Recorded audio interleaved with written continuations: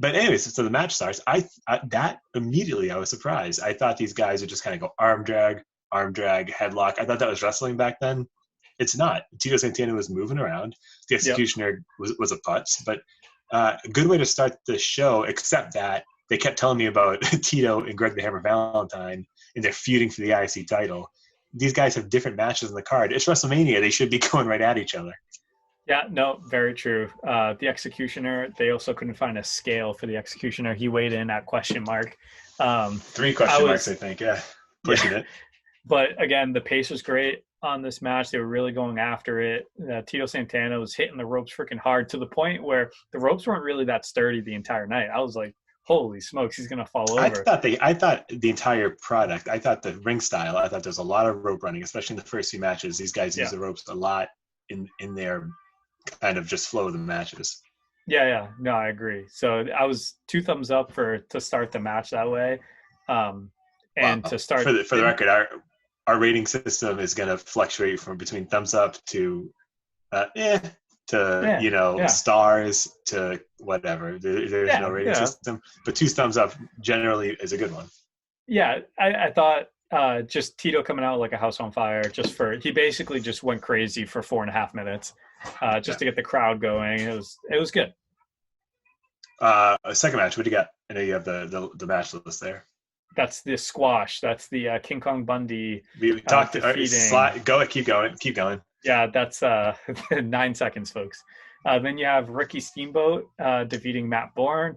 A little disappointed in Steamboat, just a little bit. Yeah. Maybe I wanted a little bit more out of him.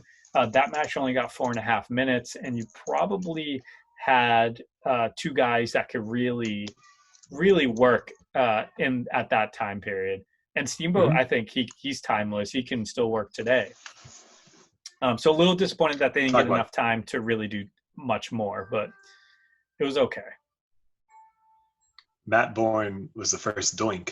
He eventually rose to fame as the first Doink, who was a legend in the early 90s Sega Genesis wrestling games. For sure. I think he threw out like whoopee cushions of death or something like that. He had some like exploding ties or something. But the flower, and you can squeeze pretty much anything you see the Joker have, like the Mortal Kombat games now. I think he started like a slightly less lethal version of it. Was the 4th match the tag match? This was Brutus Beefcake versus David Sammartino.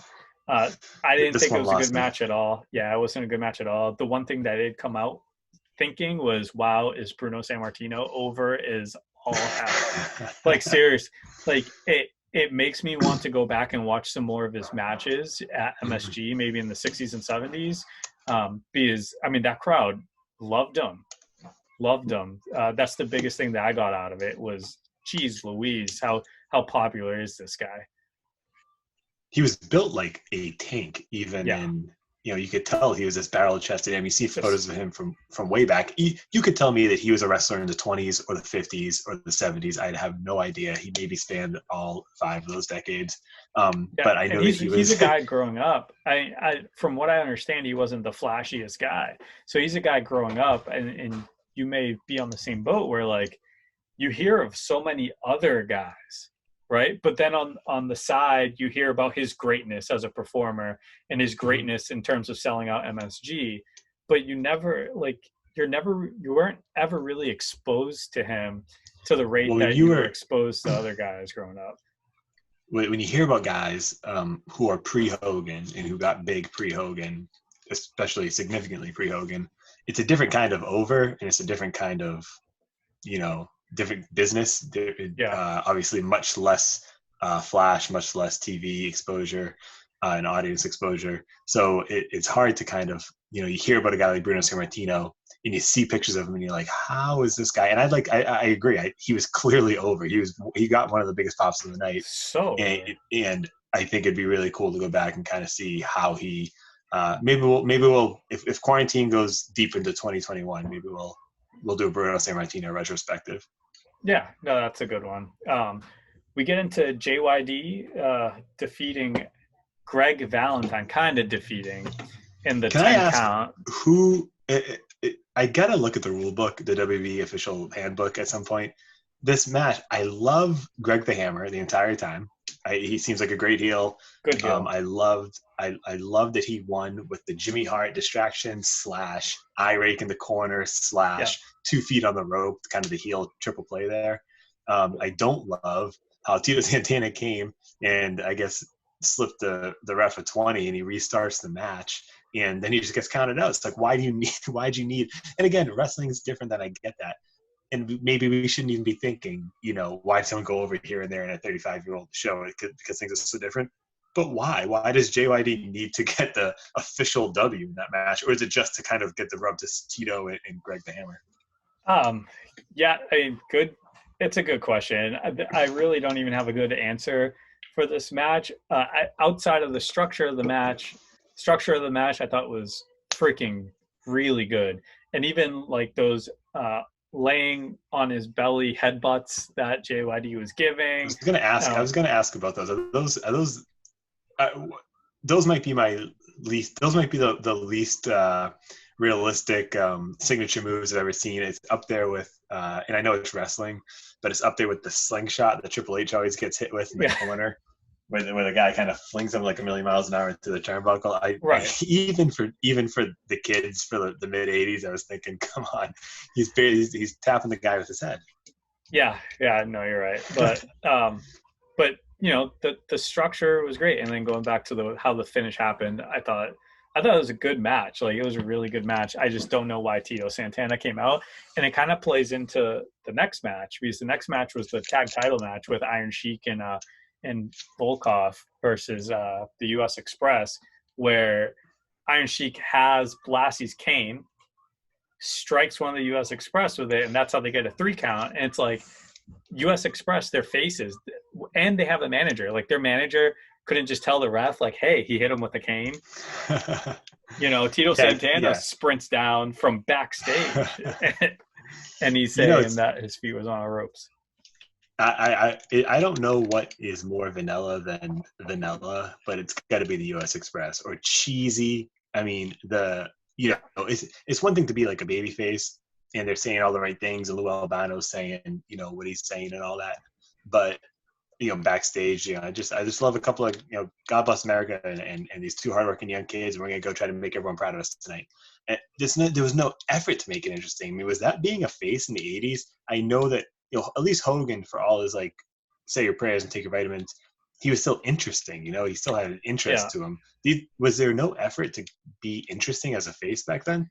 My guess with this in particular is Vince was trying to play off the heels with Sheik and Volkov, and they started with the Russian national anthem, and that people were throwing. And this is right after the Cold War, right? We're talking only a couple of years after the Cold War. So, like, I think Vince took a little bit of real life hatred that U.S. Or that Americans had towards the USSR, made Volkov sing the Russian national anthem. Sheik was fantastic. Iran #1, Russia #1, like, tremendous heat. And I think Vince just wanted to put those 2 guys over, and he did his best by writing certain promos for the boring U.S. Express. Yeah, I guess that must have been it. I mean, obviously the focus in that match was the heels. I thought Sheik was great. Holy smokes. Sheik is unreal. So good. I'm almost surprised watching that match that Mike Rotunda, and I know he ended up being, I don't know if IRS is in the Hall of Fame. I don't think he is. I think he would be soon if he's not. But it's almost surprised still he didn't have a bigger career. He looked like such a prototypical stud. All-American wrestler. Big. And obviously he had a lot of charisma and humor. Not sloppy. Yeah. And I was a little surprised to see that he didn't maybe go a little further there. But I agree. What do you got next? So this, you might as well categorize it as a celebrity match for a little bit of crossover, or to get the wrestling fan in. But this is the Andre the Giant, Big John Studd. Andre, obviously, like, clearly has no business being in the ring at this point. He's holding himself up by the ropes. It's incredible. He's still 2 years away from what he's most well known for. Right, exactly. His most well known moment, which is incredible. That kind of like popped into my head while I was watching it. Like he was struggling. A good match for him to be in. So I thought it was good booking on Vince's part by, listen, like Andre will give you a payday because you're going to bring in people into the building, and we'll give you a nice, simple, easy match to perform against Big John Studd, and then Bobby Heenan can really carry it on the mic for both of them, both the heel and the face. So it was perfectly structured for Andre. I did kind of feel bad because you saw the HBO special like I did on Andre, I think a year ago. It was like Andre's doing freaking drop kicks off the top rope. It's incredible that even if you went all the way back to WrestleMania 1, you're still not getting anywhere near. You get the grandeur of Andre, but you don't understand the kind of performer he was, even if you watch the next 6-7 WrestleManias. Yeah, unless you watch.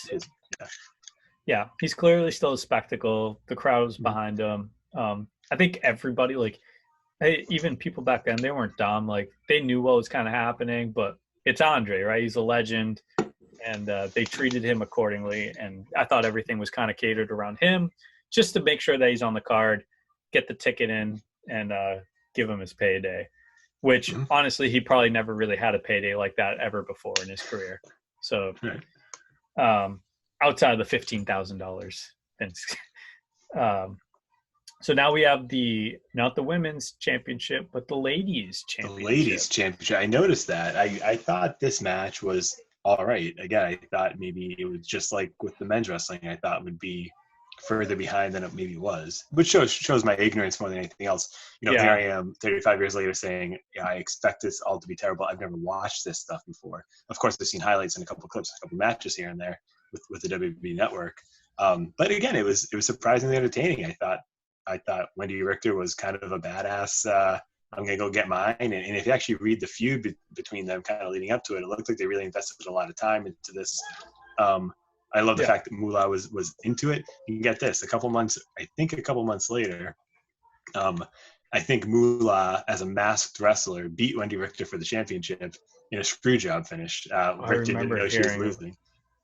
Which is really cool and adds to the kind of the legend of Moolah. It's funny, Moolah 35 years ago looked like she had no business being around the business anymore, and she still had a title run in her. And you see her, 30 years later, 25 years later, whenever she was kind of really hot in the late 90s, early 2000s, in the Attitude Era, you're thinking, man, what a career! And that's all so far past her prime. Like, what a real legend, except for. Was it her or Mae Young who was kind of running like a lesbian prostitution ring outside of the women's wrestling? Her. Yeah. Nice. All right. Yeah, that was the fabulous Moolah. So it's every time I see her, that's all I think of. Unfortunately, got to separate the art from the artist. The real Michael Jackson situation here. Exactly. But I agree. The match was actually much better than I thought it would be. It was better than anything we got between 2005 and 2013 out of the women.